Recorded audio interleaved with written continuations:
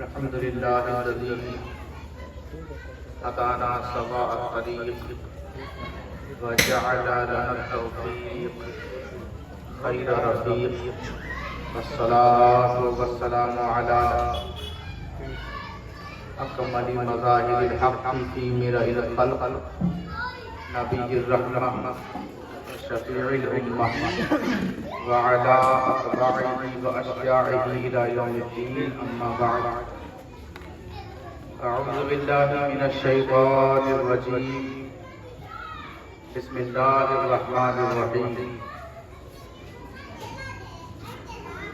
يا أيها الذين آمنوا لا تتولوا قوما غضب الله عليهم قد يئسوا من الآخرة كما يئس الكفار من أصحاب القبور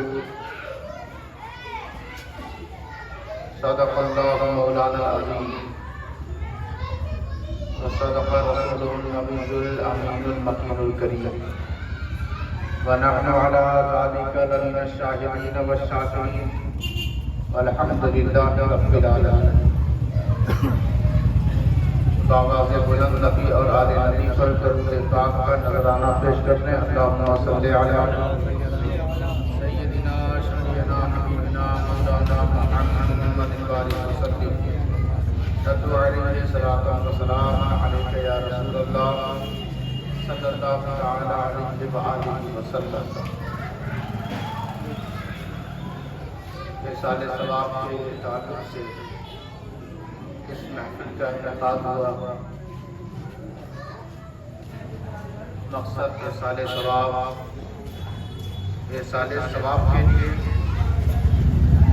ثواب پہنچانے کے لیے ضروری ہے ثواب حاصل کرنا. جب آپ ثواب حاصل نہیں کر پائیں گے تو پہنچائیں گے کیسے؟ تو پھر لوگ کہیں گے مسجد میں جب نماز پڑھ رہے ہیں تو ثواب ہی کو حاصل کر رہے ہیں, قرآن کی تلاوت کر رہے ہیں تو ثواب ہی کو حاصل کر رہے ہیں. ان سب ثواب کو مردوں کو پیش کر دیا جائے, بھیج دیا جائے تاکہ محفل میلاد مصطفیٰ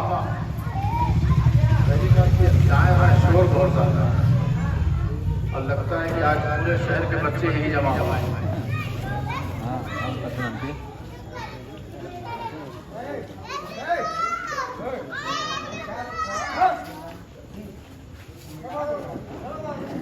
جب آپ نے اس چیز کو سنا کہ یہ محفل ہے محفل رسول سرکار دو عالم صلی اللہ علیہ وسلم کے نام سے اس محفل کو ہم سجاتے ہیں اور مقصد یہ ہے کہ مرحومہ کے نام ثواب پہنچا دینا. تو یہ کام تو ہم اپنی عبادت اور اپنے اعمال کے ذریعے بھی کر سکتے ہیں, نماز پڑھ کے, تلاوت کر کے, غریبوں کی مدد کر کے, یہ ہم کر سکتے تھے. پھر میلاد کرنے کی ضرورت کیا تھی؟ تو میلاد اور حضور کے نام پر جو یہ پنڈال اور یہ محفل سجائی گئی ہے اس کا مقصد یہ ہے کہ ہم اپنے اعمال اور اپنی کی ہوئی عبادتوں پر کیسے یہ یقین کر لیں کہ ہماری عبادت قبول ہی ہو گئی. ہمارا کام ہے عبادت کرنا, قبول کرنا نہ کرنا یہ ہمارے رب کا کام ہے. اس کی مرضی ہے قبول کرے یا نہ کرے, لیکن ہماری عبادتوں اور ہمارے اعمال کا حال یہی ہے کہ قبول ہو یا نہ ہو مرضی مولا از ہما اولا. سب سے بہتر جو کام ہے, جو عمل ہے, وہ ہمارے رب کی مرضی ہے. اس کی مرضی چاہے قبول فرما لے یا رد کر دے. لیکن یہ جو محفل جس کے نام پر سجائی گئی ہے یہ محفل, یہ نام مشکوک نام نہیں ہے, اس میں شک نہیں, اس میں شبہ نہیں, اس میں کسی طرح کا اندیشہ نہیں کہ پتہ نہیں حضور قبول کیے ہوئے ہیں یا نہیں. ایسا نہیں ہے, حضور تو مقبول ہے صلی اللہ علیہ وسلم. آپ چہرہ بار بار آسمان کی طرف کریں تو اللہ فرمائے فَلَنُوَلِّيَنَّكَ قِبْلَةً تَرْضَاهَا، محبوب ہم آپ کی مرضی کے مطابق اپنا قبلہ مسجد اقصی بدل کر مسجد حرام کر دیں گے۔ آپ جو چہرہ آسمان کی طرف کر رہے ہیں، اس چہرے کا اٹھنا اس کی مرضی کیا ہے، منشا کیا ہے، میں جانتا ہوں اچھی طرح، کیونکہ آپ مشکوک نہیں، آپ مقبول ہیں، آپ مقبول ہیں۔ ہم عبادت کریں ساری رات تو ہمارا پیر ٹوٹے یا پھٹ جائے کوئی فرق نہیں پڑتا، کوئی گارنٹی نہیں کہ ہم مقبول بندے ہو کر گئے۔ ہمیں شک ہے، پتہ نہیں میرا قیام، میری عبادت بارگاہ خداوندی میں قبول ہوئی کہ نہیں ہوئی، لیکن جب ہم قرآن کی طرف نظر دوڑاتے ہیں تو قرآن کہتا ہے یا ایھا المزمل قم اللیل الا قلیلا، اے نبی آپ ساری رات جب کھڑے ہو کر عبادت کرتے ہیں، قیام فرماتے ہیں، تو آپ کے پیروں میں جو ورم آ جاتا ہے، سوجن آ جاتی ہے، آپ زیادہ دیر تک رات میں کھڑے نہ ہوا کر ذرا قیام میں کمی لے آئے تو ہمارا کھڑا ہونا، ہماری عبادتیں مشکوک، اور وہ مدینے والے مقبول اور مقبول کیوں؟ اس لیے کہ وہ ہیں محبوب۔ بڑا زور سے بولے سبحان اللہ۔ آپ شہر کے لوگ ہیں، تیز بولنے والے ہیں، اشارے سے گاڑی روک دیتے ہیں، تو محفل میں بھی ذرا زور کی ضرورت پڑتی ہے۔ آج کل لوگ اتنے بہرے ہو گئے ہیں کہ چاہے جتنا ساؤنڈ آپ بڑھا دیں سنتے ہی نہیں ہیں، گلا پھاڑ کے مر جاؤ پھر بھی کوئی اثر ہونے والا نہیں ہے۔ تو اس لیے کہا جاتا ہے ذرا زور سے بولو اور زور سے سنو، اور جب زور سے سن لے تو کہیں سبحان اللہ۔ دیکھیں وقت بہت تنگ ہے، اس کا لحاظ رکھتے ہوئے میں بات تیزی سے آگے بڑھاؤں۔ حضور کیا ہے؟ محبوب اور مقبول ہیں۔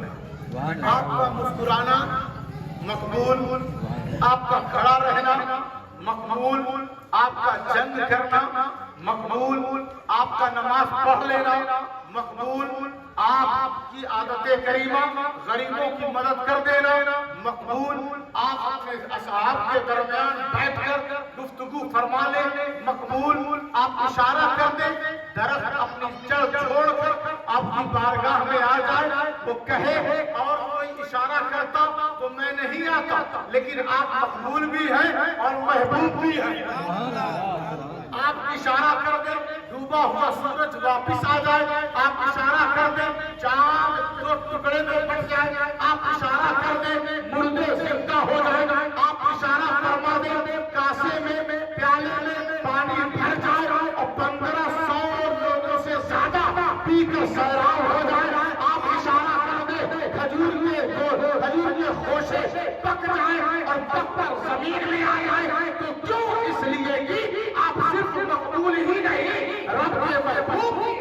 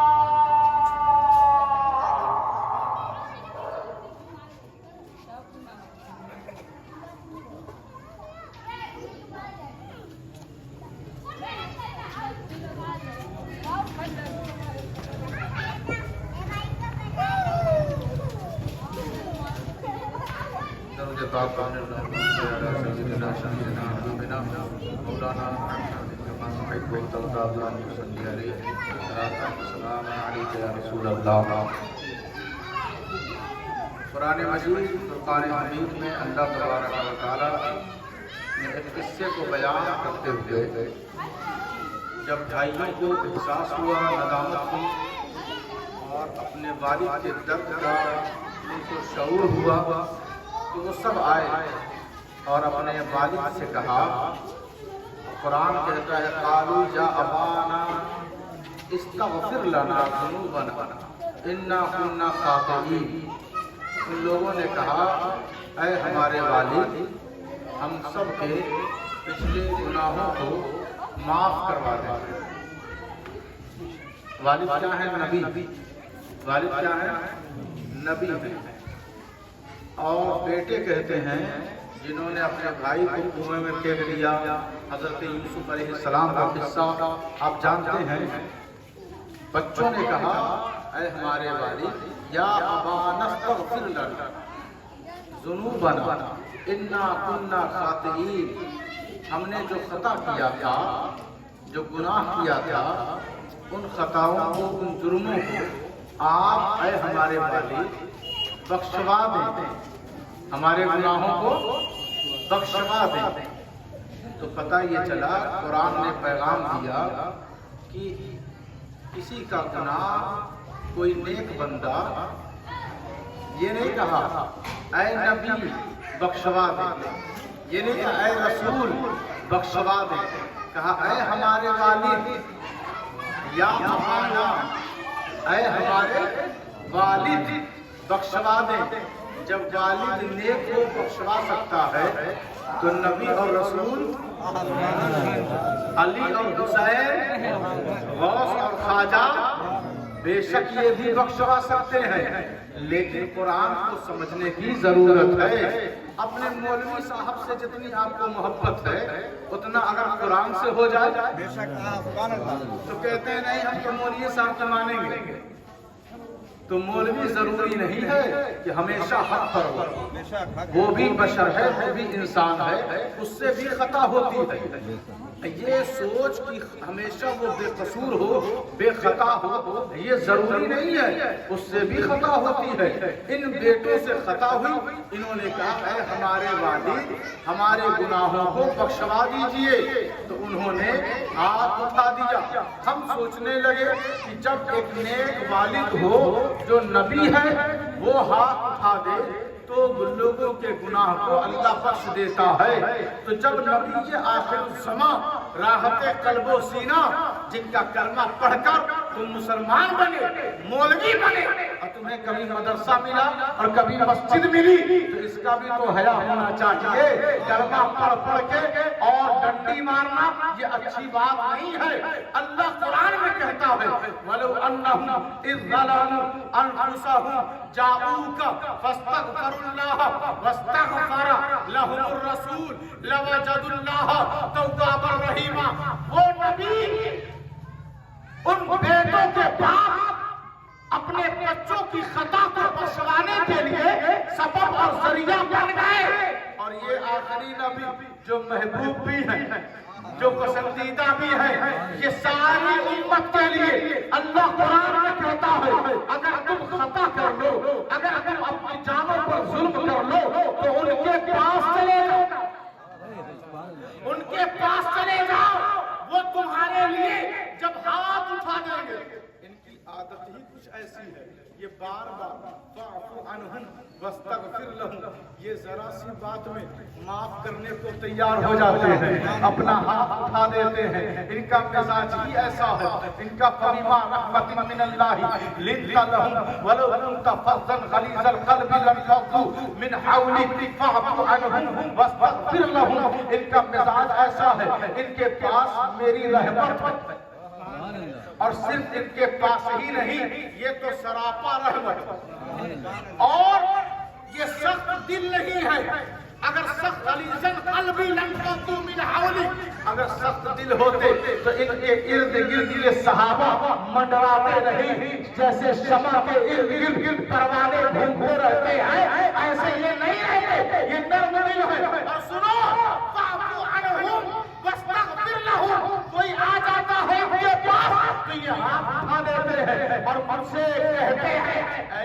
پالنہار انہیں بخش دے، انہیں بخش دے، میں تیرا محبوب، میں تیرا محبوب، انہیں بخش دے۔ اور میں نے بھی ضمانت لے لی ہے، جو جو ان کے پاس آئے گا، جو جو ان سے گہار لگائے گا، جو جو ان سے گزارش کرے گا، میں بھی انہیں بخشتا چلا جاؤں گا۔ استغفر لہم، قرآن کہتا ہے کہ نبی جب ہاتھ اٹھا دیتے ہیں تو اللہ بخش دیتا ہے، اور ان کے پاس آؤ گے تو تمہیں بخشش ملے گی، ان کے پاس آؤ گے لوجد اللہ توابا رحیما، صرف بخشش نہیں بلکہ خود اللہ بھی مل جائے گا۔ تو کہنا یہ ہے، بتانا مقصد یہ ہے کہ جو ایصال ثواب ہے کہ جب بیٹے اپنے نیک باپ نبی کے پاس آئیں اور کہیں ہمیں بخشوا دیجیے، ہمیں بخشوا دیجیے، اور ساری امت کے لیے قرآن کہے نبی کے در پر جاؤ، نبی تمہیں بخشوا دے گا۔ تو بخشش کا جو سلسلہ ہے، جو سوچ ہے، نظریہ ہے، وہ بدعت، خرافات اور ایک نئی تحریک اور نیا مشن نہیں ہے، بلکہ قرآنی پیغام۔ ایک دوسرے کے لیے بخشش کی دعا کر لینا، ایک دوسرے کے لیے بیٹھ جانا، ایک دوسرے کے لیے مغفرت کی التجا کر لینا، یہ قرآن کا پیغام ہے، یہ کوئی چھوٹی کتاب کا پیغام نہیں، یہ پروردگار ذالک الکتاب لا ریب فیہ کا پیغام ہے، جس میں کوئی شک و شبہے کی گنجائش نہیں۔ قرآن میں صرف نماز والی آیت ہی نہیں ہے، قرآن میں صرف روزہ اور زکوٰۃ والی آیت ہی نہیں ہے، قرآن میں صرف شرک والی ہی آیت نہیں ہے، قرآن میں صرف توحید والی ہی آیت نہیں ہے، بلکہ قرآن میں ایسی بھی آیتیں ہیں کہ ایک دوسرے کے دکھ اور درد کے لیے کھڑے ہو جانا، مغفرت کی دعا کر لینا، ان کے لیے بخشش کے لیے اللہ کی بارگاہ میں التجا کر لینا، یہ کوئی بدعت نہیں بلکہ قرآن کے مطابق ہے۔ اور قرآن کہتا ہے، کیا کہتا ہے؟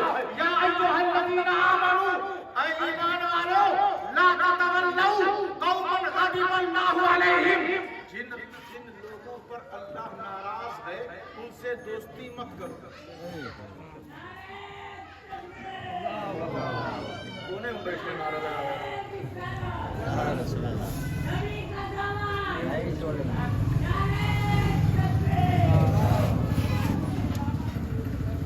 ایسے لوگوں سے دوستی مت کرو جن پر اللہ ناراض ہے۔ اللہ کس سے ناراض ہے؟ ایسے لوگ ملیں گے ہی نہیں آپ کو، سب کہیں گے ہم سے تو راضی ہے، کوئی کہے گا کہ ہم سے اللہ ناراض ہے۔ اس دور کے مسلمان تو ایسے ہیں کہ سب سے اللہ راضی ہے، اتنے پکے ایمان والے، اتنی زبان کے سچے، ان کا کردار اتنا ستھرا، ایک ایک مسلمان سے اللہ راضی ہے۔ اور قرآن کہتا ہے قل ان کنتم تحبون اللہ فاتبعونی، اگر تمہیں اللہ کی محبت چاہیے تو نبی کے پیچھے پیچھے چلو، نبی کی اتباع کرو، نبی کی ذات سے محبت کرو، جو کہہ رہے ہو وہی کرو، جو کر رہے ہو وہی کہو۔ یا ایھا الذین آمنوا لم تقولون ما لا تفعلون، کہ اے ایمان والے جو تم کہتے ہو وہی کرو۔ قرآن مجید فرقان حمید میں اللہ نے جگہ جگہ یہ پیغام دے دیا ہے، ایک دوسرے کے دکھ درد میں، مغفرت میں شریک ہو جانا یہ ناجائز عمل نہیں ہے، بلکہ عین قرآن مجید فرقان حمید کے مطابق۔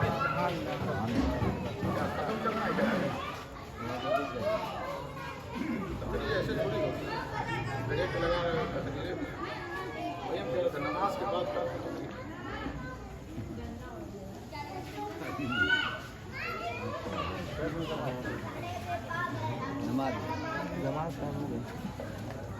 جماعت ہو گیا، بس جماعت ہاں بس ختم، ہاں نماز پوچھ رہے ہیں